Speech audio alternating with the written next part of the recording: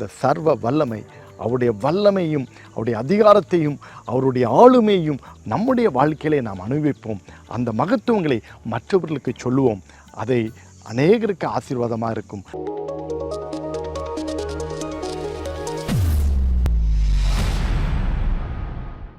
என் அன்பு சகோதர சகோதரிகளே, எனக்கு மிகவும் பிரியமானவர்களே, இயேசுவின் நாமத்தினாலே உங்களை நான் வாழ்த்துகிறேன். மீண்டுமாக இந்த மார்னிங் டிவோஷன் மூலம் உங்களை சந்திப்பதிலே மகிழ்ச்சி அடைகிறேன். தொடர்ந்து இந்த காலை தியானத்தை தவறாமல் நீங்கள் பாருங்கள், அநேகருக்கு ஷேர் பண்ணுங்கள், இந்த சேனலை சப்ஸ்கிரைப் பண்ணுங்கள். இன்றைக்கி ஆண்டவர் உங்களுக்கு கொடுக்குற மற்றொரு வேத வசனம் பிரசங்கியின் புஸ்தகம் 7ஆம் அதிகாரம் 13ஆம் வசனம் இவ்விதமாக சொல்கிறது, தேவனுடைய செயலை கவனித்து பாருங்கள். Consider the work of the Lord. ஆண்டவருடைய செயலை கவனித்து பாருங்கள் சொல்லிட்டு அடுத்தது சொல்லுது, அவர் கோணலாக்கினதனை நேர்மையாக்கத்தக்கவன் யார், அவர் கோணலாக்கினதை நேராக்குறவன் யாருன்னு சொல்லப்பட்டிருக்கு.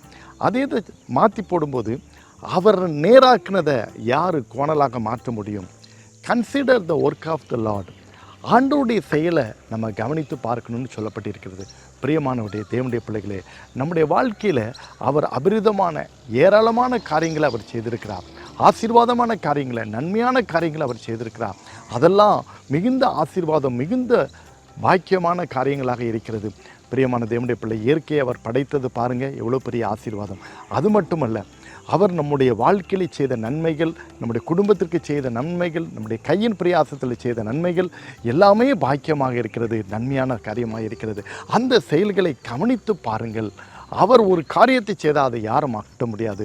கோணலானதை நேராக்குகிறவர், நேராக்கினதை கோணலாக்குகிறவர் என்று சொல்லப்பட்டு இருக்கிறது.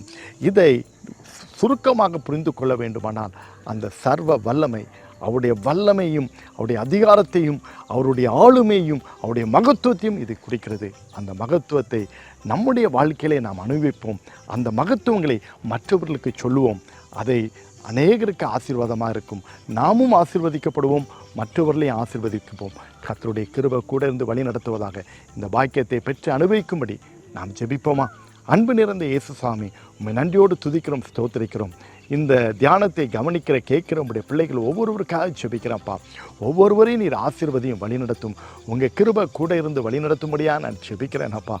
விசேஷமாக கர்த்தாவே, யாரெல்லாம் என்னுடைய வாழ்க்கையிலே கர்த்தருடைய மகத்துவம் அதிசயம் வேணும்னு ஜெபிக்கிறாங்களோ அவங்க வாழ்க்கையில் உங்களுடைய அதிசயத்தை செய்யுங்க, உங்கள் அற்புதத்தை செய்யுங்க, உங்களுடைய பாக்கியத்தை நீங்கள் கொடுக்கும்படியாக நான் ஜெபிக்கிறேனப்பா.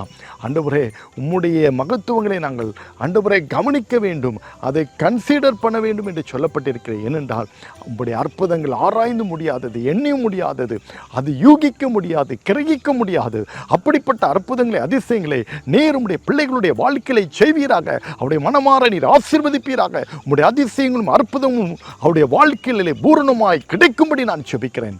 இந்த நாள் முழுதும் உடைய பிள்ளைகள் உண்மையிலே மகிழ்ந்து களிகொறட்டும், பாக்கியத்தையும் சந்தோஷத்தையும் பெற்று அனுபவிக்கட்டும்.